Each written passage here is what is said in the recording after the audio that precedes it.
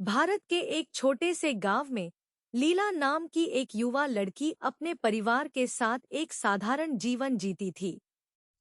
उसे जानने वाले सभी लोग उससे प्यार करते थे और उसकी मुस्कान पूरे गांव को रोशन कर देती थी। लेकिन एक मनहूस दिन एक त्रासदी घटी और लीला का जीवन हमेशा के लिए बदल गया। ईर्ष्या और घृणा से प्रेरित होकर पुरुषों के एक समूह ने लीला के परिवार पर हमला किया, जिससे वह एकमात्र जीवित बची। वे लोग कभी पकड़े नहीं गए और लीला को उसके टूटे हुए जीवन के टुकड़ों को उठाने के लिए छोड़ दिया गया। जैसे जैसे साल बीतते गए, लीला की बदला लेने की इच्छा मजबूत होती गई।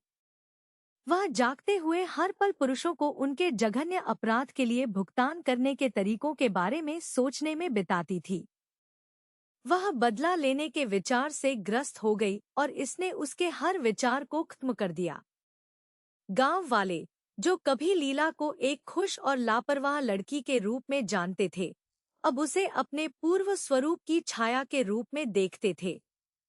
उन्होंने उस तक पहुंचने की कोशिश की ताकि उसे उस अंधेरे से वापस लाया जा सके जिसने उसके जीवन पर कब्जा कर लिया था, लेकिन लीला ने उन्हें दूर धकेल दिया। बदला लेने की लीला की तलाश आखिरकार खत्म हो गई जब उसे वे लोग मिल गए जिन्होंने उसके परिवार को नष्ट कर दिया था।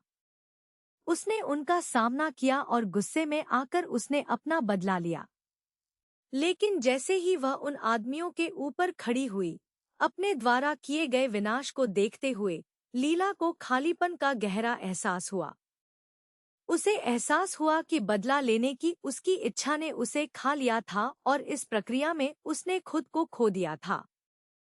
ग्रामीण, जो लीला की खोज का परिणाम देखने के लिए एकत्र हुए थे, वे भयभीत होकर यह देख रहे थे कि लीला टूट रही है, दुहक और पछतावे से उबर रही है। और जब वह रो रही थी, तो एक अजनबी उसके पास आकर फुसफुसाया, मैं तुम्हारा पिता हूँ और मुझे मरे हुए 10 वर्ष हो गए।